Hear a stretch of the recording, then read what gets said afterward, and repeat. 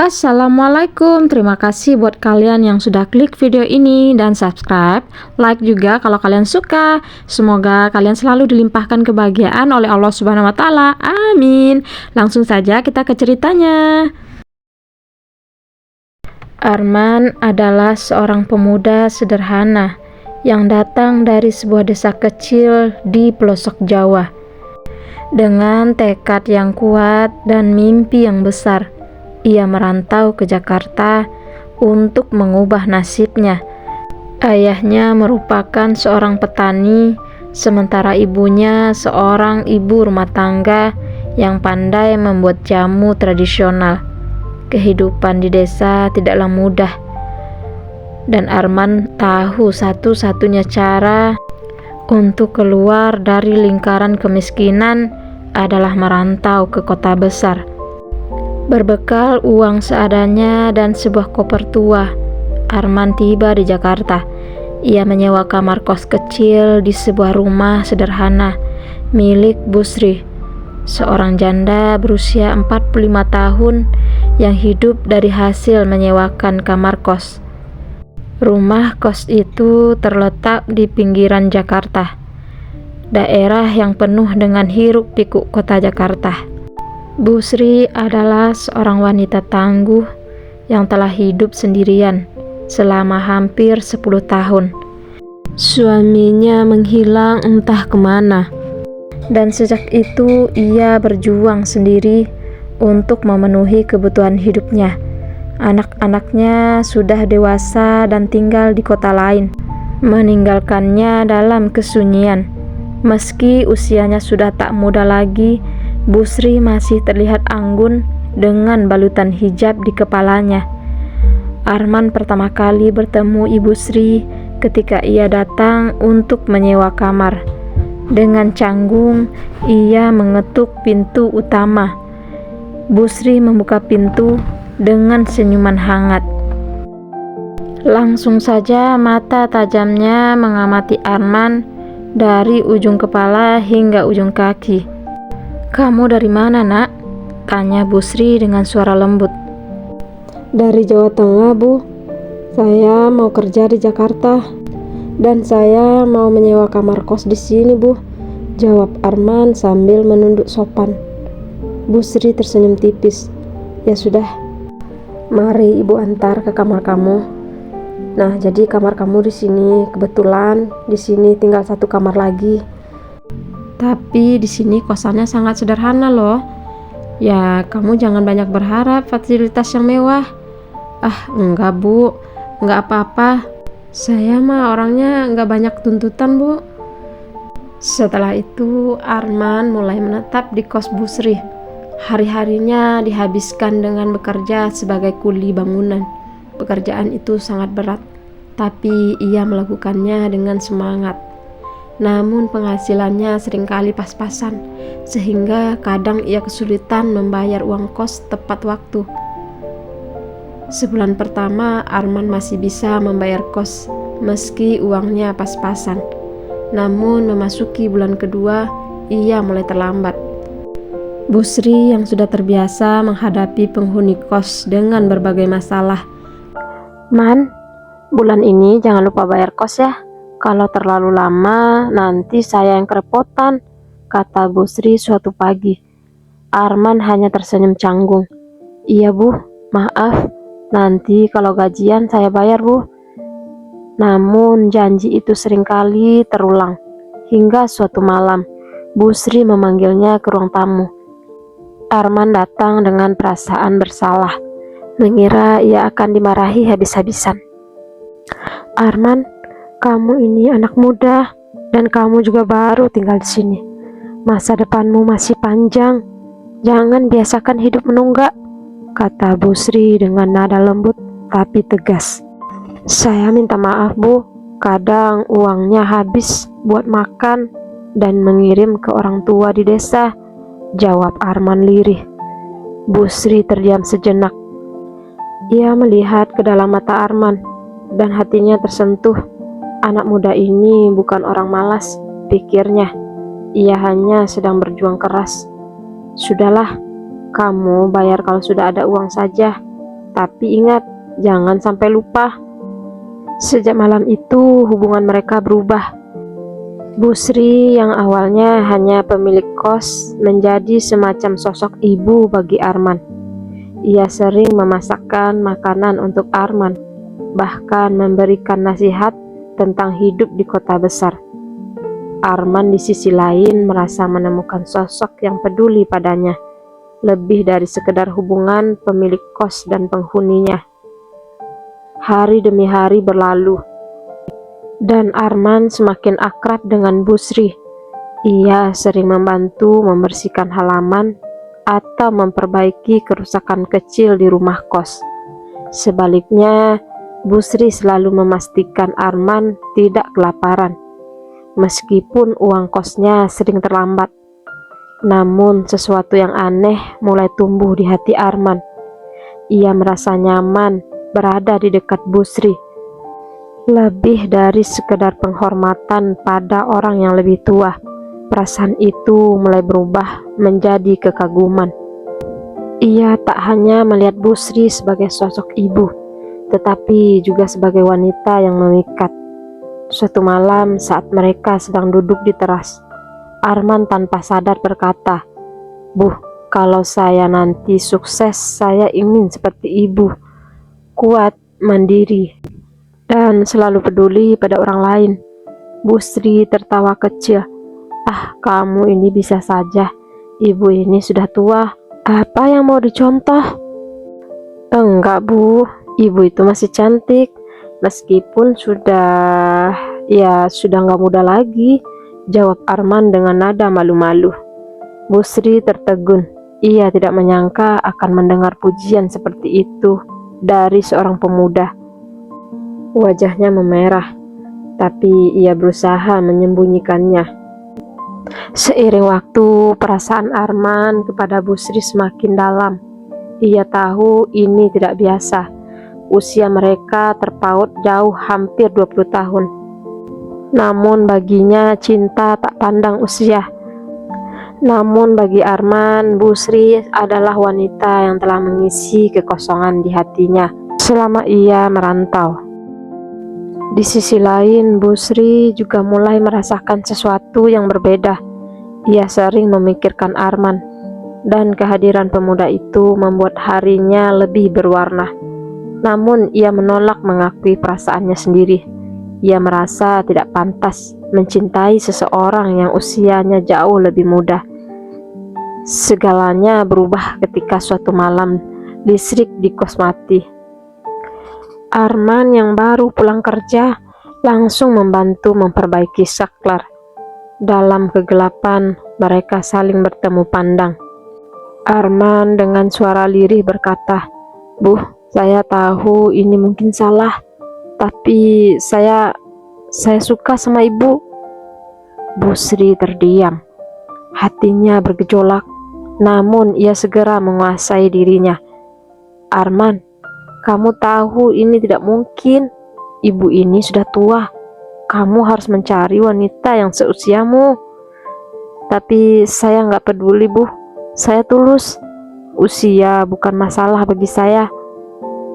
Awalnya Arman ragu untuk menceritakan hubungannya kepada keluarganya, karena Arman tidak ingin menutup-nutupi dari keluarganya. Akhirnya Arman menceritakan hubungannya kepada keluarganya di desa. Namun keluarganya tidak setuju. Mereka merasa malu jika anak mereka menikah dengan seorang wanita yang lebih tua, apalagi seorang janda. "Apa kata orang nanti, Man?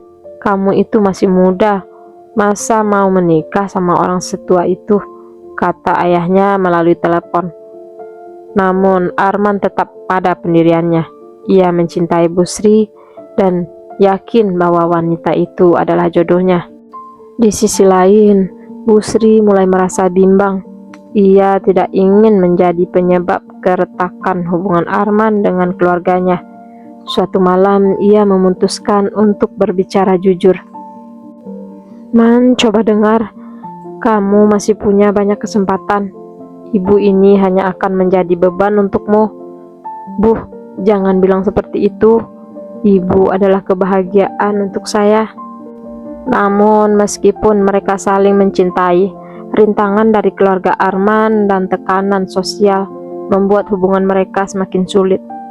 Arman akhirnya memutuskan untuk membawa Bu Sri ke desanya, meskipun tahu keluarganya akan menentang. Mereka duduk bersama di ruang tamu. Bu Sri dengan suara bergetar mencoba menjelaskan perasaannya kepada keluarga Arman. Saya tahu ini tidak biasa, tapi saya mencintai Arman seperti saya mencintai anak saya sendiri. Saya tidak akan menjadi penghalang cita-citanya. Dan Bu Sri pun menjelaskan semua yang ingin ia jelaskan. Keluarga Arman terdiam. Perlahan mereka mulai memahami bahwa cinta tidak bisa diukur dengan usia ataupun status sosial. Setelah perbincangan panjang, mereka akhirnya memberikan restu. Meskipun dengan berat hati, Arman dan Bu Sri menikah dalam upacara sederhana di desanya. Meskipun hubungan mereka tidak mudah, cinta mereka terbukti mampu mengatasi semua rintangan. Bu Sri menjadi pendamping hidup yang setia, sementara Arman terus berjuang meraih mimpinya. Cinta mereka adalah bukti bahwa hati tidak pernah mengenal batas usia. Yang terpenting adalah ketulusan dan pengorbanan yang mampu menyatukan dua jiwa, meskipun berasal dari dunia yang berbeda. Setelah pernikahan sederhana mereka, Arman dan Bu Sri memutuskan untuk tinggal di Jakarta. Tidak ada pesta besar, hanya doa bersama di rumah keluarga Arman di desa. Meskipun keluarganya masih belum sepenuhnya menerima Bu Sri, mereka akhirnya menyerah melihat keteguhan hati Arman. Kembali ke kos sederhana mereka di Jakarta. Kehidupan mereka tidak berubah banyak. Arman tetap bekerja keras sebagai kuli bangunan, sementara Bu Sri mengelola rumah kos seperti biasa. Namun kini ada sesuatu yang berbeda. Mereka tidak lagi saling menyembunyikan cinta. Hubungan mereka terbuka, dan Arman tidak ragu menunjukkan perhatiannya kepada sang istri. "Bu, kamu istirahat saja, biar aku yang bersihkan halaman," ujar Arman suatu sore. "Jangan dipaksa, Man, kamu kan capek habis kerja," jawab Bu Sri sambil menyeka keringat di dahinya. "Tapi kamu kan sekarang istriku, aku nggak mau lihat kamu kerja keras sendirian," balas Arman dengan senyuman tulus. Hari-hari mereka diisi dengan kebahagiaan sederhana. Arman selalu pulang membawa sebungkus gorengan kesukaan Bu Sri. Sementara itu, Bu Sri kerap memasak makanan favorit Arman, sayur asem dengan ikan goreng. Kehangatan itu membuat rumah kecil mereka terasa seperti surga, meski dunia luar memandang aneh pada hubungan mereka. Tetangga sekitar mulai membicarakan pernikahan mereka. Tidak semua komentar menyenangkan. "Lihat tuh, Bu Sri menikah sama anak muda. Apa nggak malu?" bisik seorang ibu pada temannya di warung. "Kasihan si Arman, dia bisa dapat yang lebih muda, kok malah pilih janda," sahut yang lain. Arman dan Bu Sri mendengar desas-desus itu di awal. Bu Sri sering merasa malu. "Man, apa kita salah? Aku takut kamu jadi bahan omongan terus," kata Bu Sri suatu malam. Suaranya bergetar menahan tangis. "Bu, biarkan saja mereka bicara. Yang tahu kebahagiaan kita itu cuma kita. Orang lain gak perlu ikut campur," jawab Arman sambil menggenggam tangan istrinya. Perkataan Arman membuat Bu Sri sedikit tenang. Ia belajar tidak peduli pada pandangan orang lain. Namun setiap kali ia melihat pemuda-pemuda seusia Arman dengan pasangan mereka yang muda dan cantik, ada sedikit keraguan di hatinya. Apakah ia benar-benar pantas untuk Arman? Masalah ekonomi perlahan menjadi ujian besar dalam rumah tangga mereka. Pekerjaan Arman sebagai kuli tidak selalu lancar. Ada saat-saat proyek berhenti dan ia harus menganggur selama berminggu-minggu. Bu, uang bulan ini nggak cukup buat bayar listrik. Aku harus cari kerja tambahan, kata Arman dengan wajah cemas. Man, jangan terlalu keras pada diri sendiri. Kita bisa hemat dulu. Mungkin aku bisa jualan kecil-kecilan, balas Busri. Akhirnya Busri mulai membuat kue untuk dijual ke tetangga. Dengan keterampilannya, kue-kue itu laris manis. Arman pun merasa bersalah melihat istrinya bekerja keras. Bu, aku janji suatu hari nanti kamu gak perlu kerja keras lagi. Aku akan sukses, ucap Arman dengan tekad kuat. Suatu hari, seorang wanita muda bernama Lina mulai bekerja sebagai sekretaris di perusahaan konstruksi tempat Arman bekerja.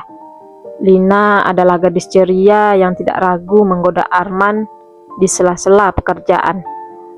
Mas Arman, kok bawa bekal terus? Istrinya jago masak ya? Tanya Lina sambil tersenyum genit. Iya, istri saya memang pandai memasak, jawab Arman sambil menghindari tatapan Lina. Namun, Lina tidak berhenti. Ia sering menawarkan bantuan pada Arman atau sekedar mengajaknya mengobrol. Busri mulai merasa tidak nyaman. Man, siapa itu Lina? Kamu sering cerita, dia suka ngajak ngobrol. Apa dia tertarik sama kamu? Tanya Busri dengan nada was-was. Ah, kamu jangan mikir yang aneh-aneh. Dia cuma teman kerja, jawab Arman santai. Namun kecemburuan Busri perlahan tumbuh. Ia merasa Lina lebih cocok untuk Arman. Muda, cantik, dan energik. Dalam hati ia mulai meragukan tempatnya di sisi Arman. Suatu malam setelah Arman pulang terlambat karena harus lembur bersama Lina, Busri tidak bisa menahan emosinya. Kamu kenapa, Man? Jangan-jangan kamu suka sama dia ya? Tuduh Busri. Arman terkejut. Bu, apa-apaan sih? Aku kerja lembur, kok kamu malah nuduh yang aneh-aneh? Aku cuma gak mau kehilangan kamu, Man. Aku tahu, aku ini sudah tua, gak seperti Lina yang... Busri berhenti berbicara. Matanya mulai berkaca-kaca. Arman menarik istrinya ke dalam pelukan. Bu, jangan ngomong seperti itu. Kamu istriku satu-satunya. Lina itu gak ada artinya buatku. Percayalah. Di tengah kesulitan mereka, sebuah peluang besar datang. Bos Arman, Pak Hendra, melihat kerja keras dan dedikasi Arman. Suatu hari ia memanggil Arman ke kantornya. Arman, saya lihat kamu pekerja yang rajin. Saya mau tawarkan kamu posisi pengawas proyek. Gajinya lebih besar, tapi tanggung jawabnya juga lebih berat. Kamu siap? Tanpa ragu, Arman menerima tawaran itu. Gaji tambahan dari pekerjaan baru ini membawa sedikit kelegaan finansial dalam rumah tangga mereka. Ia bahkan bisa membeli sebuah motor bekas untuk memudahkan perjalanan ke tempat kerja. Busri sangat bangga pada suaminya. Man, aku tahu kamu pasti bisa. Kamu memang orang yang kuat. Namun keberhasilan itu membawa tantangan baru. Tuntutan pekerjaan membuat Arman sering pulang larut malam, dan waktu mereka bersama semakin berkurang. Di tengah kesibukannya, masa lalu Busri muncul kembali dalam wujud mantan kekasihnya yang bernama Agus. Lelaki itu adalah cinta pertama Busri yang meninggalkannya bertahun-tahun demi wanita lain. Pak Agus datang ke kos untuk mencari kamar, tanpa tahu bahwa Busri adalah pemiliknya. Ketika ia melihat Busri, ia terkejut. Sri, ini kamu? Tanyanya dengan nada tak percaya. Iya, ini saya. Lama sekali nggak ketemu, Agus, jawab Busri mencoba tenang. Pak Agus mencoba mendekati Bu Sri kembali, meminta maaf atas kesalahannya di masa lalu. Namun Bu Sri menolaknya dengan tegas. "Saya sudah menikah, Gus. Hidup saya sudah bahagia. Kamu tidak perlu datang lagi," kata Bu Sri dengan nada dingin. Namun kejadian itu sampai ke telinga Arman. Ia merasa cemburu dan marah, meskipun ia tahu istrinya tidak bersalah. "Bu, kenapa kamu nggak cerita soal Pak Agus?" tanya Arman dengan nada serius. "Aku nggak mau bikin kamu khawatir, Man. Aku cuma nggak ingin masa laluku mengganggu kita," jawab Bu Sri. Setelah berbicara dari hati ke hati, mereka saling memaafkan. Kejadian ini justru membuat cinta mereka semakin kuat. Tahun demi tahun berlalu, Arman terus bekerja keras, sementara Bu Sri mendukungnya dengan sepenuh hati. Akhirnya Arman berhasil mengumpulkan cukup uang untuk membeli sebuah rumah kecil di pinggiran kota. "Bu, ini rumah kita. Aku janji akan buat kamu bahagia di sini," kata Arman dengan senyuman bangga. Bu Sri menatap rumah itu dengan air mata bahagia. "Man, kamu sudah memberikan lebih dari cukup. Aku bersyukur punya kamu dalam hidupku." Meski hidup mereka penuh dengan rintangan, cinta mereka tetap kokoh. Mereka membuktikan bahwa cinta sejati mampu mengatasi segala perbedaan, termasuk usia dan status sosial. Hidup mereka mungkin tidak sempurna, tapi kebahagiaan mereka nyata. Dalam kehangatan rumah kecil mereka, Arman dan Bu Sri menemukan arti cinta yang sesungguhnya, kesetiaan, pengorbanan, dan ketulusan hati.